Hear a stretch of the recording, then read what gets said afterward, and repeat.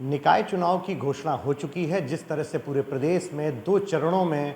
मतदान होना है और 13 मई को मतगणना होगी, तो ये आज हम इटावा की सदर विधायक सरिता भदौरिया के पास हैं। जिस तरह से चुनाव बीजेपी अपना दावे कर रही है कि उनकी सरकार ने जिस तरह के विकास कार्य किए हैं उसको लेकर वोट होगा, वहीं समाजवादी पार्टी भी पूरी ताकत लगाए है और ये इटावा है। इटावा से भी राजनीति का एक कहीं ना कहीं बड़ा सरोकार होता है। समाजवादी पार्टी पूरी ताकत, यहीं से पूरी प्लानिंग हुई। प्रोफेसर राम गोपाल, शिवपाल यादव और अखिलेश जिस तरह से निकाय चुनाव को मजबूती से लड़ने की बात कह रहे हैं और उनके ज़्यादातर जगह पर चेयरमैन रहे हैं, तो किस तरह से भारतीय जनता पार्टी तैयारी की है, मैं सदर विधायक सरिता भदौरिया से जानता हूँ। भदौरिया जी, जिस तरह से निकाय चुनाव की घोषणा हो गई है, पार्टी किस तरह से तैयार है? और चूँकि आपने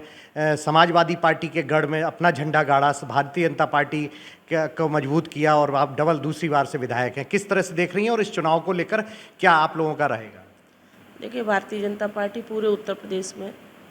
नगर पालिका, नगर निगम और नगर पंचायत के चुनाव कराने के लिए मुस्तैद है और हमारी सभी प्रकार की संगठनात्मक और सरकार की सारी तैयारियां पूरी हैं। हमने नगर क्षेत्र में बहुत अच्छे से काम किया है, शहरों का विकास किया है और पूरी उम्मीद है कि जनता भारतीय जनता पार्टी के सभी प्रत्याशियों को जिताकर उत्तर प्रदेश में जो हमारी नगर निगम में चुनाव है, नगर निकाय में, नगर पंचायतों में हमारे सभी प्रत्याशियों को विजयी बनाएगी, ऐसा पूरा मुझे विश्वास है और बनाना भी चाहिए, क्योंकि हम लोगों ने बहुत काम किया है शहर के अंदर, चाहे शहरों का सौंदर्यीकरण हो या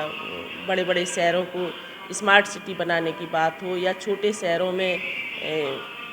विकास करने की बात हो, तो हर क्षेत्र में काम करते हुए आज हम आगे बढ़े और हमें पूरा विश्वास है कि हम विजयी होंगे। और मैं आज आपके माध्यम से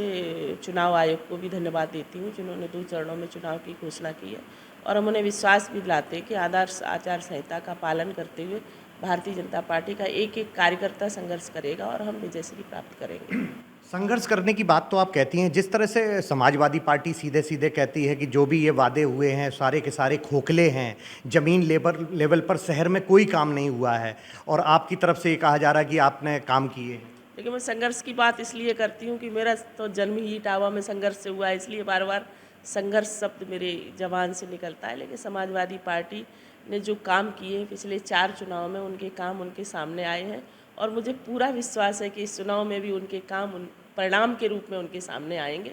और जब वो अपना परिणाम देखेंगे तो उनको समझ में आएगा कि उन्होंने क्या काम किया है। भाजपा के मुख्य मुद्दे क्या रहेंगे? चूंकि इस समय अभी प्रेस कॉन्फ्रेंस खत्म हुई है और पहला जो प्रतिक्रिया है भारतीय जनता पार्टी की तरफ से, चूंकि आप भी कार्यकर्ता हैं, भारतीय जनता पार्टी की मजबूत स्तंभ हैं, किस तरह से पहली प्रतिक्रिया है आम जनमानस को लेकर चुनाव की जो ऐलान होने के बाद?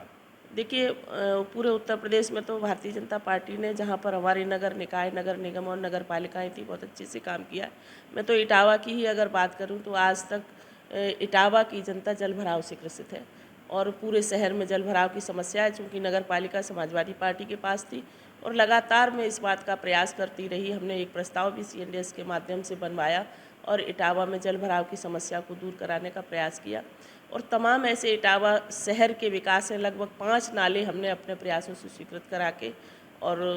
उनको बनवाने का भी काम किया है। जो भी प्रयास हम लोग कर सकते थे हमने किया, लेकिन नगर पालिका समाजवादी पार्टी के पास होने के बावजूद भी लगातार कोई भी प्रयास इटावा में कहीं कोई विकास नहीं हुआ है।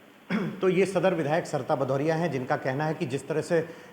नगर पालिका पर जिस समाजवादी पार्टी का कब्जा रहा है और अभी तक कोई काम भी नहीं हुआ है, ये इटावा में भी जब स्थिति है तो प्रदेश की स्थिति भी लगभग कमोबेश ऐसी रही है। लेकिन इस बार समाजवादी पार्टी को पूरी तरह से उखाड़ फेंकने को लेकर बात कह रही हैं भाजपा विधायक। कैमरामैन अमोल कठेरिया के साथ अमित मिश्रा, ABP गंगा, इटावा।